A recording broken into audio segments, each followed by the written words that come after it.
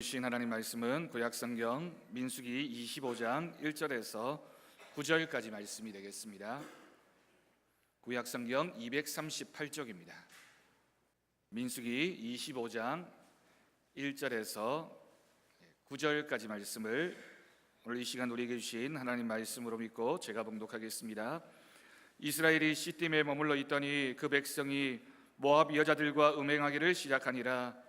그 여자들이 자기 신들에게 제사할 때에 이스라엘 백성을 청하매 백성이 먹고 그들의 신들에게 절함으로 이스라엘이 바알 부올에게 가담한지라. 여호와께서 이스라엘에게 진노하시니라. 여호와께서 모세에게 이르시되 백성의 수령들을 잡아 태양을 향하여 여호와 앞에 목매어 달라. 그리하면 여호와의 진노가 이스라엘에게서 떠나리라. 모세가 이스라엘 재판관들에게 이르되 너희는 각각 바알 부올에게 가담한 사람들을 죽이라 하니라. 이스라엘 자손의 온 회중이 회막문에서 울 때에 이스라엘 자손 한 사람이 모세와 온 회중의 눈앞에 미디안의 한 여인을 데리고 그의 형제에게로 온지라. 제사장 아론의 손자 엘라살의 아들 비느하스가 보고 회중 가운데에서 일어나 손에 창을 들고 그 이스라엘 남자를 따라 그의 막사에 들어가 이스라엘 남자와 그 여인의 배를 꿰뚫어서 두 사람을 죽이니 연병이 이스라엘 자손에게서 그쳤더라. 그 연병으로 죽은 자가 24,000명이었더라. 아멘. 여러분은 일주일 중에 어느 시간이 가장 중요한 시간입니까? 여러 날들이 있고 여러 시간들이 있겠지만 저에게는 주일 오전 이 시간이 제일 중요한 시간입니다. 제일 중요한 시간일 뿐 아니라 어쩌면 제 삶의 일주일간의 모든 중심에 이 예배의 시간이 있다라고 저는 생각할 정도로 굉장히 중요하게 또 굉장히 의미 있게 이 시간을 준비하게 됩니다. 모든 설교가 다 중요하지만 주일 낮 예배는 우리 성도들 모두가 함께 예배드리는 시간이고 그래서 주님의 말씀을 듣는 시간이기 때문에 더욱 간절한 마음으로 이 시간을 준비하게 됩니다. 지난 한 주간 말씀을 준비하면서 참 힘이 들었습니다. 말씀을 준비하는 게 늘 힘들고 어렵지만 특별히 이번 한 주간은 더 힘있게 또 힘들게 또 굉장히 집중적으로 또 깊이 있게 하나님 말씀을 묵상하면서 준비한 것 같습니다.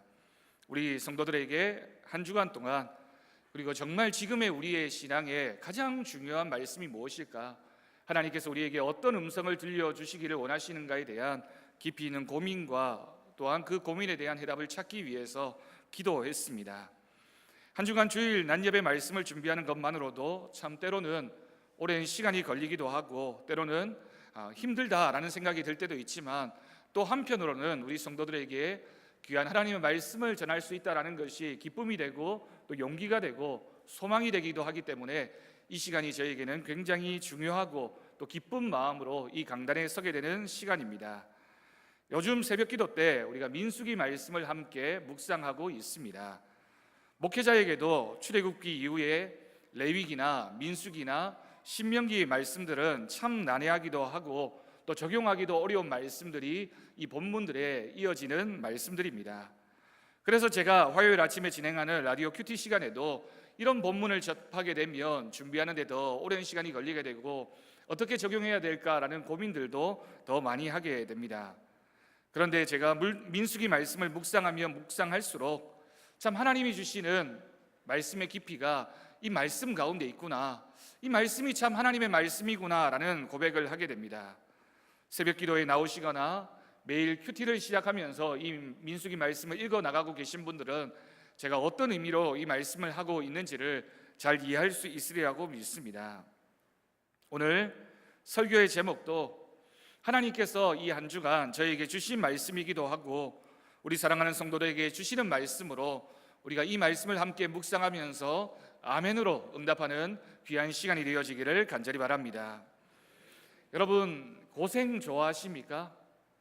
에이 목사님 고생 좋아하는 사람이 누가 있습니까? 그런 말씀 하지 마십시오. 무슨 고생 좋아서 고생을 즐거워하는 사람이 어디에 있겠습니까? 부모님들이 왜 열심히 밤낮으로 일하고 수고합니까? 아마도 부모님들 대부분의 마음속에는 나는 고생해도 우리 자식들은 우리 가족들은 좀 편하게 살고 쉽게 만들고 싶은 욕심이 있기 때문에 내가 고생을 하는 것이 아니겠습니까? 또는 지금 내가 고생하는 것이 앞으로 장차 내 이 고생의 결과가 있어서 행복해질 것이다, 더 나아지게 될 것이라는 그런 마음으로 우리가 고생하지 않겠습니까? 젊어서 고생은 사서도 하라라는 말이 있지만, 그래도 누구든지 고생을 사서라도 하라는 말에는 쉽게 동의하지 않을 것입니다.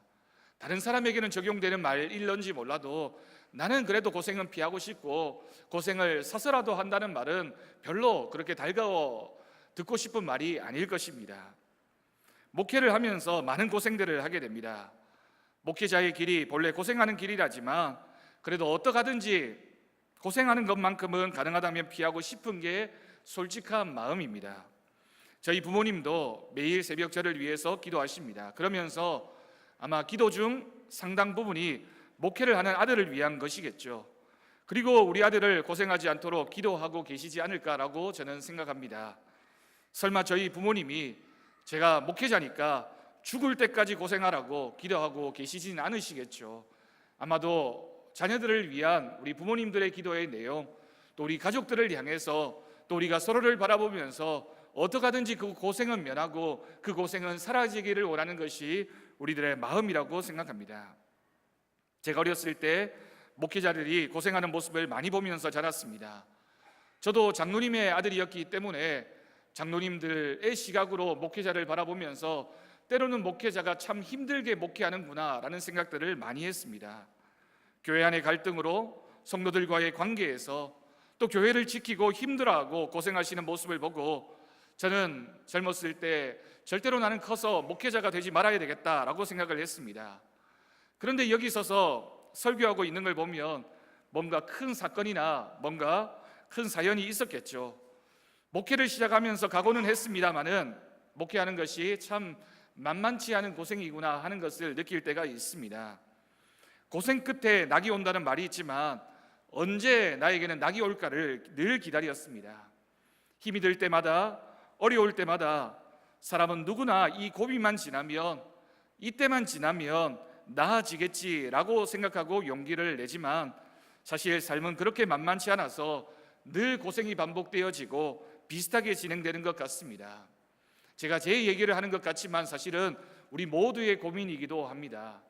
우리가 살아오면서 목회자든 평신도이든 누구든지 우리의 삶에서 편안하고 참 좋았다라는 기억보다 고생의 연속이었고, 광야와도 같은 인생을 살아오면서 이 고생이 언제쯤 끝이 날까, 내 고민은, 내 걱정은, 내 염려는 언제쯤이면 사라질 수 있을까, 일주일 후면, 1년 후면, 3년 후면, 10년 후면 내 삶이 훨씬 더 나아지지 않을까라는 생각을 했지만 사실 별반 다르지 않게 고생하고 있고 아파하고 있고 힘들어하고 있는 것이 우리들의 모습이라는 생각을 하게 됩니다. 그러다 보면 지치기도 하고, 그러다가 좀 편한 때가 오게 되면 누구나 쉽게 그 편안함에 젖어들고 익숙해집니다. 여러분, 요즘 학생들이 기말고사 기간입니다. 학생들이 열심히 시험을 준비하고 시험 치르느라 고생도 하고, 그리고 시험을 치르고 나면 결과가 어떠하든 좀 쉬고 싶고, 더군다나 바라던 좋은 결과가 나왔다면 더 좀 쉬고 싶은 편안한 마음, 또 때로는 나태한 마음도 들게 되는 것이 우리들의 마음입니다. 그런데 여러분, 고생이 꼭 나쁜 것만은 아닙니다. 고생이 고생으로 끝나지 않으려면 반드시 그런데 우리가 기억하고 해야 할 것들이 있습니다.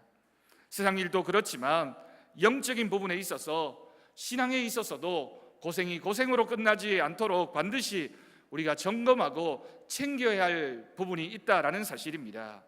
오늘 말씀을 통해서 그것이 과연 무엇일까? 우리의 인생이 고생의 연속이라면 그 고생의 끝에 우리에게 찾아온 그 편안한 삶, 또 때로는 반복되어지는 고생 앞에서 우리는 어떤 믿음의 자세로, 어떤 신앙의 자세를 가지고 살아가야 할는지를 오늘 말씀을 통해서 해답을 찾을 수 있기를 간절히 바랍니다.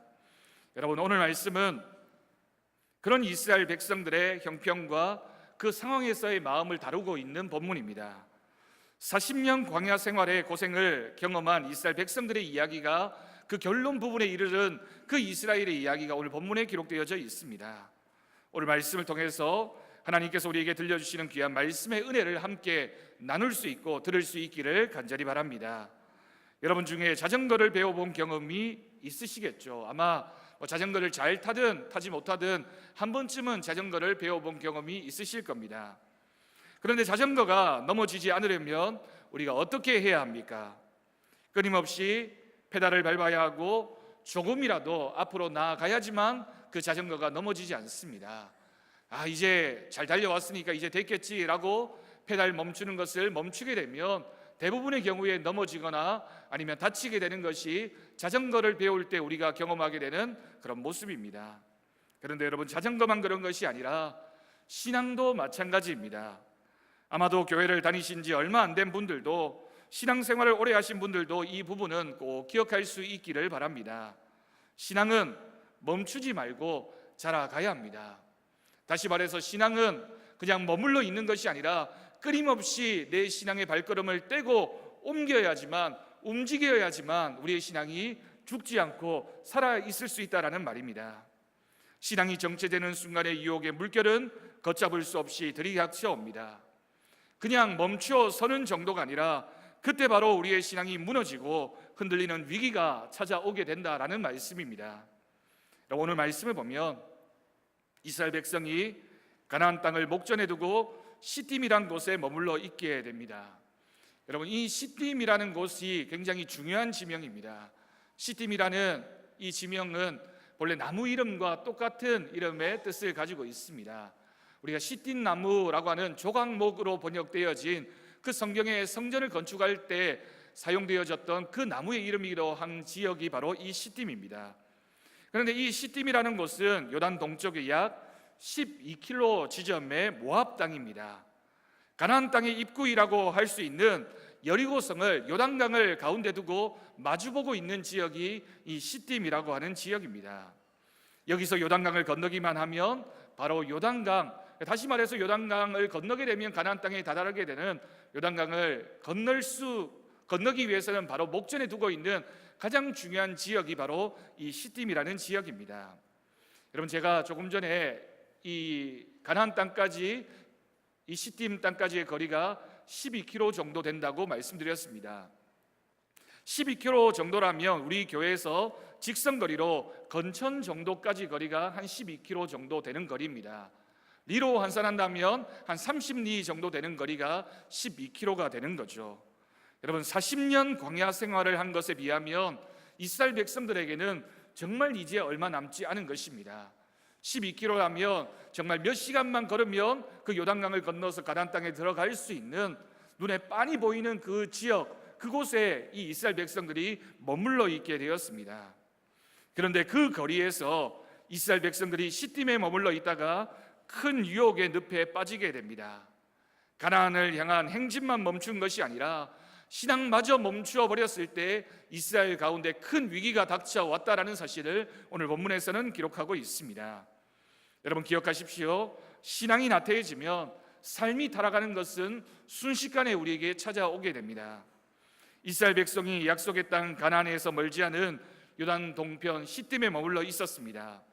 그런데 그곳에서 심각한 문제가 벌어지게 됩니다. 이 시딤 땅은 아직 모압 지경이지만 요단강만 건너면 약속의 땅에 이르게 되는데, 그런데 이제 힘든 광야 생활이 끝났다라고 이스라엘 백성들이 방심한 것인지 그 땅에 이르게 되자 나태해졌는지 모압 여인과 음행에 빠져버렸다라고 기록하고 있습니다. 정말 가나안 땅을 목전에 두고 그곳에서 이스라엘 백성들이 모압 여자들과 음행에 빠지는 어처구니 없는 상황이 이 지역에서 일어나게 된 것입니다. 여러분, 나태한 마음이 들면 신앙생활도 편안하게 하려고 합니다. 어쩌면 현대의 신앙인들이 대부분 그런 성향을 은연중에 가지고 있는지도 모르겠습니다. 분명히 그렇지만 알아야 할 것은 신앙생활이 편안하게 되면 사탄이 유혹하기에도 편안하게 된다라는 것입니다. 천천히 움직이는 표적은 사냥꾼에게 잘 잡힐 수밖에 없습니다. 빠르게 움직이는 표적을 겨냥하는 것은 참으로 힘든 일입니다. 우리의 신앙이 멈추거나 나태해지면, 유혹에 약해지며 순식간에 타락해버리는 것이 나태하고 또한 우리의 게으른 신앙의 모습이 그런 결과를 가져올 수밖에 없습니다.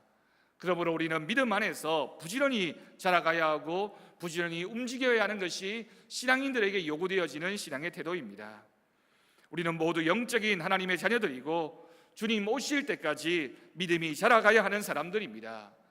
저 사람은 젊으니까 열심히 해야 되고 나는 나이가 많이 들었으니까 대충 해도 되는 것이 아니라 주님 오실 때까지 모든 그리스도인들은 열심히 신앙에 있어서만큼은 어느 누구 할 것 없이 열심을 다해 움직이고 자라가야 하는 것이 우리들의 책임임을 꼭 기억할 수 있기를 간절히 바랍니다. 그러므로 신앙에서 완성이나 끝이나 머물러 있음이란 있을 수 없습니다. 빌립보서 3장 14절 말씀을 보면 사도 바울이 고백하기를 표대를 향하여 그리스도 예수 안에서 하나님이 위에서 부르신 부름의 상을 위하여 달려간다라고 고백하고 있습니다. 얼마나 대단한 열심히 있었던 인물입니까? 그런데 나는 죽을 때까지 하나님이 부르신 부름의 상을 위하여 달려가겠노라고 사도 바울이 고백하고 있는 것입니다. 마가복음 4장 30절에서 32절까지의 말씀을 보면 예수님의 유명한 비유가 기록되어져 있습니다. 우리가 하나님의 나라를 어떻게 비교하며 또 무슨 비유로 나타낼까? 라고 말씀하시면서 예수님께서 겨자씨의 비유를 말씀하셨습니다. 겨자씨 하늘과 같으니 땅에 심길 때에는 땅의 모든 씨앗보다 작은 것이로되 심긴 후에는 자라서, 여러분 이 구절을 눈여겨보십시오. 심겨진 다음에는 반드시 자라서 모든 풀보다 커지며 큰 가지를 내나니 공중의 새들이 그 그늘에 깃들일 만큼 되느니라. 아멘. 여러분 이것이 주님이 우리에게 주신 말씀입니다. 우리 주님이 말씀하셨습니다. 아무리 작은, 눈에 보이지 않을 정도의 작은 믿음이라 할지라도 겨자씨와 같은 믿음이 있다면 그 믿음은 반드시 자라나야 한다라는 뜻입니다. 우리의 믿음이 자라나고 있습니까? 지금 내 믿음이 얼마만큼 높은 위치에 있느냐, 얼마나 큰 믿음이냐가 중요한 것이 아니라 내 믿음이 지금 아무리 작다 할지라도 그 믿음이 자라갈 때 하나님의 영향력이 나타나게 되고 하나님의 살아서 역사하심이 우리 가운데 나타나게 될 줄로 믿습니다.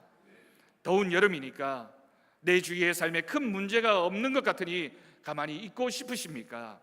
여러분 그런 믿음을 향하여 하나님은 말씀하십니다.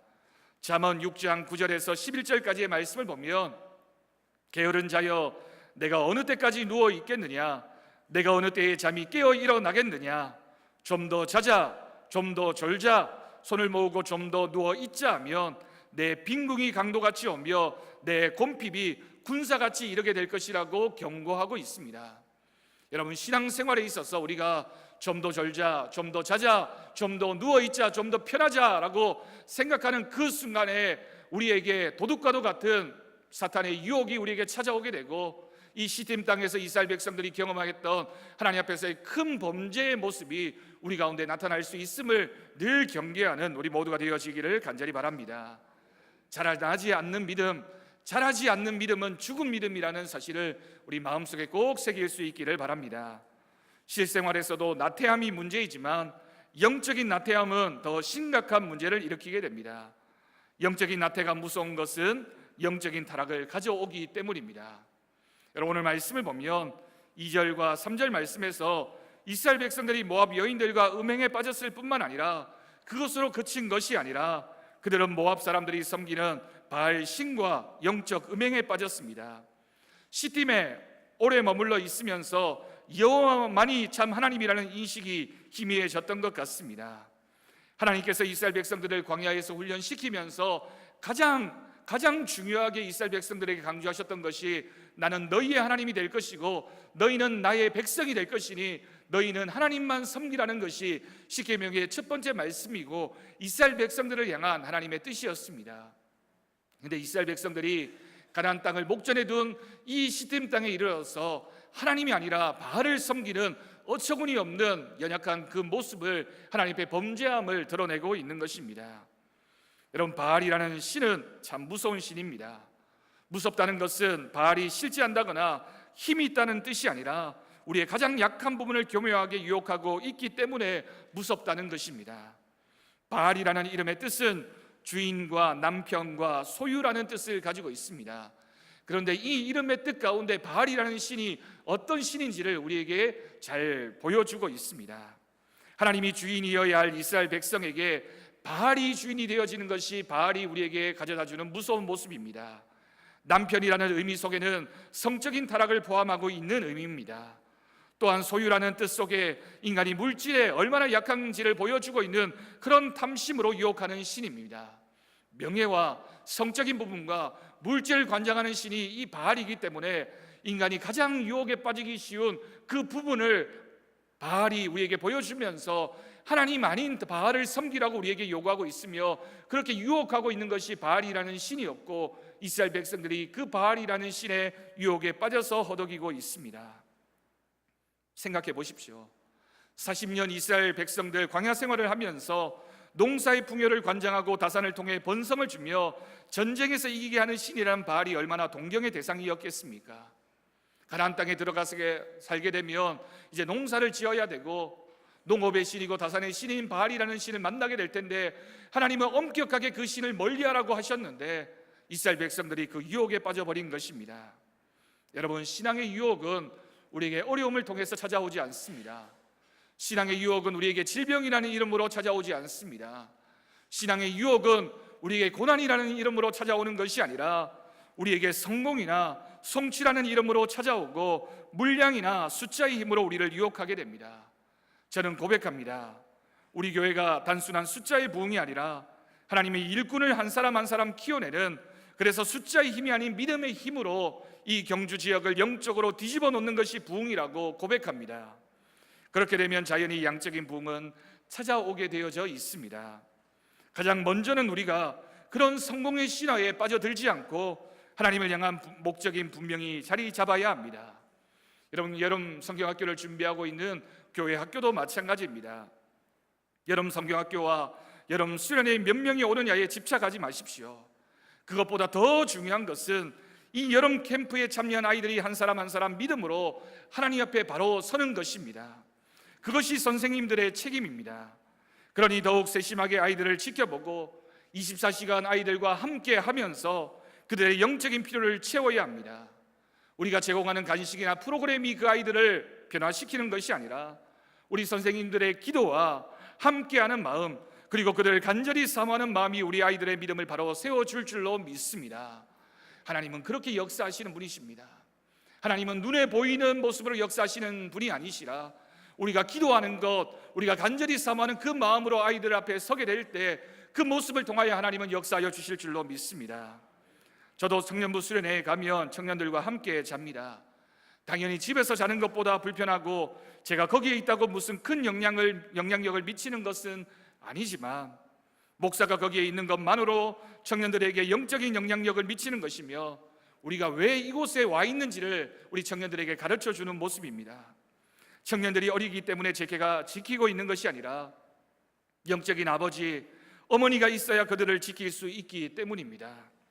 그래서 지켜보고 있어야 하고 기도하고 있어야 하고, 모든 행사 가운데 우리 선생님들이 어떤 믿음의 자세로 그와 같은 행사들을 감당해야 하는지를 우리에게 기억하라고 하나님은 말씀하십니다. 삶에서의 방심과 안일함이 얼마나 무서운지 모릅니다. 삶의 타락은 영적인 타락을 반드시 동반하기 때문입니다. 신앙이 나태해지고 편안한 삶에 젖으면 하나님과 멀어질 수밖에 없습니다.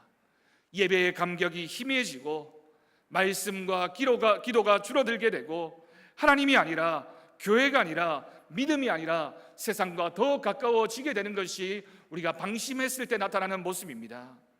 편안한 게 좋아 보이고 쉽지만 편안함에 빠져 있으면, 머물러 있으면 영적인 타락은 순식간에 도둑과도 같이 우리에게 찾아오게 됩니다. 주님은 그래서 우리에게 깨어 있으라고 말씀하십니다. 베드로전서 5장 8절 말씀입니다. 근신하라, 깨어라, 너희 대적 마귀가 우는 사자같이 두루 다니며 삼킬 자를 찾는다고 말씀하셨습니다. 영적으로 깨어 있어서 주님 뜻 가운데 살아가는 우리 모두가 되기를 간절히 바랍니다.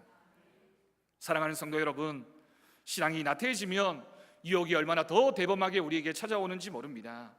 오늘 본문을 읽으면서 참으로 두려운 장면, 참으로 무서운 한 사람을 만나게 됩니다. 6절 말씀을 보면 이스라엘 백성들이 하나님의 진노를 사서 연병으로 죽어가고 있는 상황인데, 온 이스라엘 회중이 눈물로 하나님 앞에 통곡하며 그 공동체에 임한 재앙을 걱정하고 염려하고 있는 상황인데, 그 상황에서 한 사람이 보란듯이 모압 여인을 데리고 이 진중으로 들어오게 됩니다. 여러분, 이 정도면 그 공동체가 어디까지 무너졌는지를 보여주는 것입니다. 죄악으로 인해서 그 공동체가 위기에 빠져 있는데 비정상이 정상이 되어서 그냥 무시하고 있는 상황이 벌어지고 있는 것입니다. 이 상황에서는 강력한 단절이 필요합니다. 지도자의 단호한 결정과 끊어내는 아픔이 있어야 합니다. 그때 제사장 엘르아살의 아들 비느하스가 막사로 따라 들어가서 그 사람과 미디안 여인의 배를 꿰뚫어서 죽였습니다. 그러자 이스라엘의 연병이 그치게 됩니다. 이 연병으로 인해서 24,000명이나 죽었지만 그래도 하나님의 진노를 멈추게 해서 더 큰 화를 면할 수 있었던 것은 그래도 한 지도자의 단호한 선택이 있었기 때문입니다. 하나님은 영적인 타락의 줄을 즉시 끊어버리라고 하십니다. 악은 경계하지 않으면 더욱 커지고 강해질 수밖에 없습니다. 그러므로 우리의 삶에 유혹이 찾아왔을 때 우리는 즉시 그것을 경계하고 그것을 끊어버리는 결단이 있어야 합니다. 이것이 신앙인이 유혹을 대하는 믿음의 태도라고 할 수 있습니다.